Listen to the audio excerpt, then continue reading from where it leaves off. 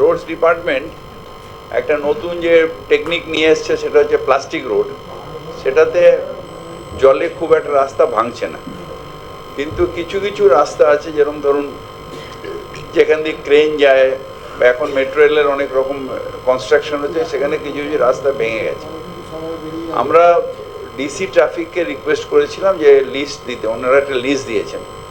সেই অনুযায়ী mostly spot হোল্ডগুলো আমরা সব রিপেয়ার করে দিয়েছি। যেরকম শিয়ালদার ফ্লাইওভারের উপর ট্রাম লাইনটা বেরিয়ে আসছে মাঝে মাঝে, সেটা আমরা কিছুটা রিপেয়ার করেছি, আর কিছুটা বাকি আছে করে দেবো।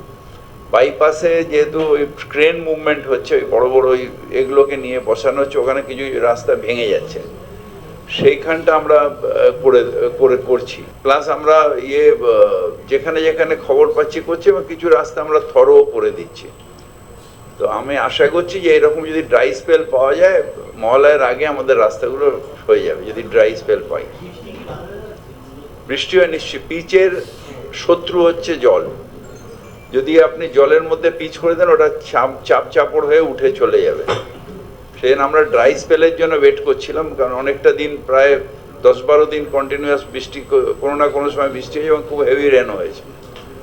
এখন আমরা এই 2-3 দিন খুব ড্রাই স্পেল পেয়েছি। আমরা 24 আওয়ার্স কাজ করছি, এবং এই ড্রাই স্পেল এরকম পেলে আর 7-8 দিনে আর কোনো রাস্তা খারাপ থাকবে না, আমাদের রাস্তাগুলো, কেএমসির রাস্তা। আর কালকে যেটা হয়েছে, আমরা আলাদা আলাদা করে রাস্তাগুলোকে বোর্ড করতে বলে দিয়েছি। যেটা পোর্ট ট্রাস্টের রাস্তা, সেটা পোর্ট ট্রাস্ট দেবে, this road is maintain by port trust. সাইনেজটা যেখানে কেএমসি লাগাবে, সেখানে লিখবে this road is maintain by KMC. যেখানে পিডাব্লিউডির হবে, সেখানে লিখবে this road is maintain by PWD. যেখানে কেএমডি এর থাকবে, সেখানে লিখবে this road is maintain by KMD. যে রাস্তায় এইচআরবিসি থাকবে, সেখানে লিখবে this road is maintain by HRBC. এইগুলো আমরা করতে বলেছি। এবং এইচআরবিসিও কালকে আমাকে বললো যে ওই এইজিস পোস্ট ফ্লাইওভার, তারপরে সেকেন্ড হুগলি ব্রিজের অ্যাপ্রোচে অনেকগুলো খারাপ রয়েছে, অলরেডি ওরা রিপেয়ারিং স্টার্ট করেছে। আমি ইনিশিয়ালি একটু দিয়েছিলাম, রেজিস্ট্যান্স দিয়েছিলাম যে এত বড় বড় গাছ কাটা যাবে না। তারপরে মেট্রো রেলের ওনারা সব এলেন, মানে এমআরসি কি বল ওটাকে, কেএমআরসিএলরা এলেন, এসে বললেন যে এর পরিবর্তে আমাদের ফরেস্ট দিয়ে দিয়েছে যে এই জায়গায় গাছগুলোকে রিপ্লান্টেশন করতে হবে, আর এতগুলো গাছ বসাবো। সেই জন্য আমরা ওইগুলো করেছি। কিন্তু সুপ্রিম কোর্টে অলরেডি আমার যে ভিউটা ছিল, সেই ভিউটা সুপ্রিম কোর্টও বলেছে যে এত গাছ কাটবেন না। রিপ্লান্ট করছে, এখনো করছে না, ওগুলো নিয়ে গিয়ে রিপ্লান্ট করবে। ওরা জায়গা খুঁজেছে, ওখানে রিপ্লান্ট করানো হয়েছে। আমরা অন্টো আছি, যদি যেরকম এত বৃষ্টির মধ্যেও 2-3 ঘন্টার বেশি কোথাও জল কলকাতায় জন্মেনি, সেরকম যদি পুজোর সময়ও এরকম হেভি রেন আসে, তাহলেও 2-3 ঘন্টার, যদি বন্ধ হওয়ার 2-3 ঘন্টা বাদে জলটা যাতে চলে যায় সে ব্যবস্থা হচ্ছে। যদি কন্ট্রোল রুম খোলা থাকবে, আমাদের অল ড্রেনেজ পাম্পিং স্টেশন খোলা থাকবে, আমাদের ড্রেনেজের সব ইঞ্জিনিয়াররা রেডি থাকবে, আমাদের বোরোগুলোতে পাম্পের ব্যবস্থা থাকবে, বোরোতে এগুলো থাকবে, গাছের ট্রিমিংয়ের ব্যবস্থা থাকবে, গাছ পড়ে গেলে সেগুলো যাতে উঠে যায় সে ব্যবস্থা থাকবে। এগুলো সব অন্টো থাকবে। কালকে একটা আমরা বুকলেটও পাবলিশ করেছি এমার্জেন্সি সার্ভিসগুলোর মধ্যে দিয়ে, সেটা লোকের কাছে থাকলে আমাদের যোগাযোগ করতে সুবিধা হয়। কেআইপি অনেকগুলো কাজ প্রায় শেষ হয়ে গেছে, সেগুলোর আমরা করছি না, কারণ এখন বৃষ্টি গেল তো বসে যাচ্ছে। আমরা ঝামা করে করে দিচ্ছে, ঝামা করে ওরা রোলিং করে দিচ্ছে, একটু ড্রাই হয়ে গেলে, বসে গেলে, তারপরে ওরা পিচের কাজটা করবে। আমি এটা পুলিশকেও বারবার করে বলেছি, আবারও বলবো যে ব্ল্যাক টপের উপরে যাতে বসতে না দেয় হকারকে। এটা মুখ্যমন্ত্রী মিটিংয়েও বারবার বলেছেন যে ব্ল্যাক টপের উপরে হকার বসবে না, ফুটপাথ যেখানে চওড়া আছে সেখানে 1/3 উপরে হকার বসবে। শুধু এটা আরেকবার আমি করবো। আমাদের কাছে তো ফোর্স নেই যে আমি জোর করবো। আমি একবার নতুন পুলিশ কমিশনারের সাথে দেখা করবো, একটু ওনারা এই ব্যাপারটা নিয়ে একটা অন্য নিয়ে ব্যস্ত আছেন, একটু ঠিক হয়ে একটু শিথিল হয়ে যাক, তারপর দেখা করবো। কলকাতা পুরসভার মাপ সমর্থিত ইঞ্জিনিয়ারদের ইউনিয়নের পক্ষ থেকে আসন্ন অধিবেশনের দিন পুরসভা হেডকোয়ার্টারে সমস্ত গেটে তালা দিয়ে দেওয়া হবে, বন্দি করা হবে, এরকম একটা মানে কথা বলা হয়েছে। এবং ওদের বিভিন্ন দাবি দেওয়া বা অনেক সিদ্ধান্ত তারা মানতে পারছে না বলে খাঁচায় তোতা পাখি এনেও তারা করেছে।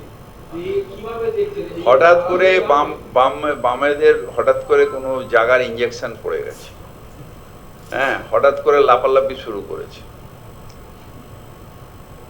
পৌরসভা ঠিক চলছে।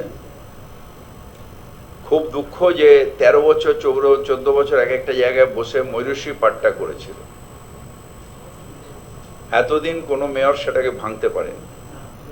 এখন আমরা যারা অনেক দিন ধরে রয়েছে তাদের ট্রান্সফার করে দিয়েছি। যারা বিল্ডিং ডিপার্টমেন্টে রয়েছে অন্য ডিপার্টমেন্ট থেকে এই ডিপার্টমেন্ট সব ট্রান্সফার করে দিয়েছে। এক জায়গায় এত অনেক দিন বসতে পারবে না। এটা হচ্ছে রাগের মূল কারণ। আর আরেকটা যেটা ওরা বলেছে সেটা হচ্ছে যে ওই 60-40 সেটা পিডব্লিউডিতে অলরেডি আছে। কর্পোরেশন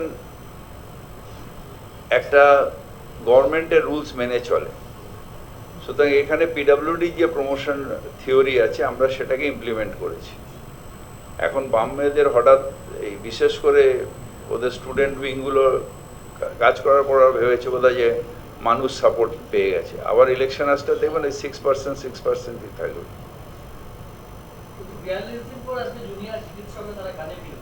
আমি স্বাগত জানাই।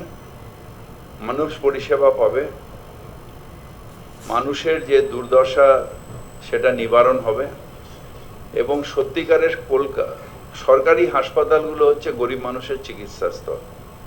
মুখ্যমন্ত্রী সরকারি হাসপাতালগুলোর ইনফ্রাস্ট্রাকচার এমন করে দিয়েছেন যেখানে প্রচুর গরিব মানুষ শুধু না অন্যান্য প্রদেশ থেকেও লোকেরা আসছেন।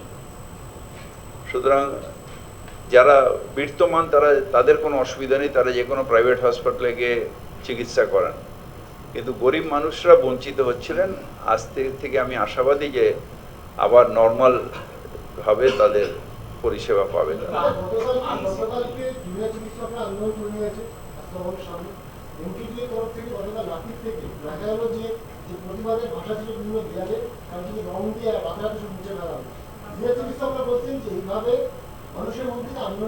না না, আমরা আন্দোলনের জন্য না।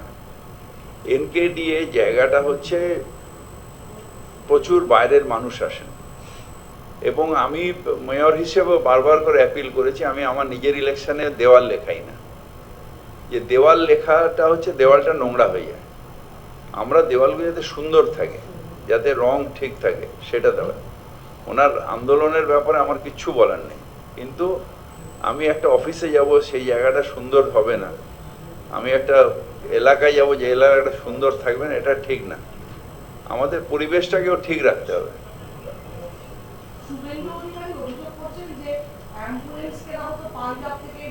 আচ্ছা, আপনি ডেঙ্গিটাকে এটা বলে দিন। 15-9 তারিখ অবধি গত বছর ছিল 3802 কেস, এবারে 410, 89.22% ডাউন। ম্যালেরিয়া গত বছর এই সময় 5720 ছিল, এবছরে 3019, 47.22% ডাউন। আমার একটা জিনিস ডেঙ্গি নিয়ে বলতে চাই যে আমরা সতর্ক থাকব। মানুষের কাছে যে অ্যাপিলটা আমরা বারবার করে করছি সচেতনতা, সেটা চালিয়ে যেতে হবে। যারা পুজো প্যান্ডেলের উদ্যোক্তা তাদেরও বলবো একটু যদি হোর্ডিং টোডিং করে বা মাইকে যদি এটা বলা যায়, তার কারণ সচেতনতার ওপরেই ডেঙ্গি ম্যালেরিয়া আমরা নিবারণ করতে পারবো। কোনো সরকারি মেশিনারি নেই যে 100% প্রুফ হবে। কালকে আমি আমার পেছনে আমি খাবার ঘরে বসে খাচ্ছিলাম, পেছনের বাড়ির কার্নিশে দেখলাম একটা প্লাস্টিক বোধহয় কাক নিয়ে এসে ফেলেছে। আজকাল ওই খাবার টাবার সুইগি ফুইগি থেকে খাবার আসে না, খাবার একটা প্লাস্টিক, তার মধ্যে জল ভরে রয়েছে। আমি দেখলাম যে আমি বলে চলে আসলে ওটা হবে না। আমি ঝুল ঝাড়নি খুঁজে বার করলাম বাড়িতে, ঝুল ঝাড়নি দিয়ে জানলা দিয়ে হাত বার করে ওইটাকে ফেললাম নিচে। এইরকম ভাবে যদি সচেতন আমরা থাকতে পারি, ছাদে উঠে বা বাড়ির চারিদিকে দেখতে পারি যে কোথায় জল জমে রয়েছে, কারণ এখন বৃষ্টিটা কমেছে, এখন আরো সতর্ক থাকতে হবে। কারণ বৃষ্টি কমার পরে যে এই যে জলগুলো জমে, সেই কালকে আমার ওইটার মধ্যে জল জমেছিল এবং আমি দূর থেকে দেখতে পাইনি ওর মধ্যে ম্যালেরিয়ার মানে লার্ভা ছিল কিনা আমি অতটা মানে অনেকটা দূর তো ঝুল ঝাড়নি দিয়ে হাত দিয়ে কোনো ফেলেছে, আমি দেখতে পাইনি অত দূরে। কিন্তু যদি ওটার মধ্যে লার্ভা থাকতো তাহলে কিন্তু স্পুসু প্যান্ডেলের একটা হলো এটা, আরেকটা হলো প্যান্ডেলের এই তিরপলের খাঁচে যে জল যাতে না থাকে, বা বাঁশের ওপরে যে বাঁশগুলো লাগানো আছে তার উপরে যে হোলটা থাকে সেখানে যে জলটা না থাকে। এইটা সব পুজো উদ্যোক্তাদের আমি অনুরোধ করছি একটু সচেতন থাকার জন্য, প্যান্ডেলের চারিপাশটা যেন পরিষ্কার থাকে। আর অটো মাইকিং এখনই সপ্তাহে 4 দিন করে হচ্ছে, যাতে মানুষের সচেতনতা থাকে, যাতে জল না জমে।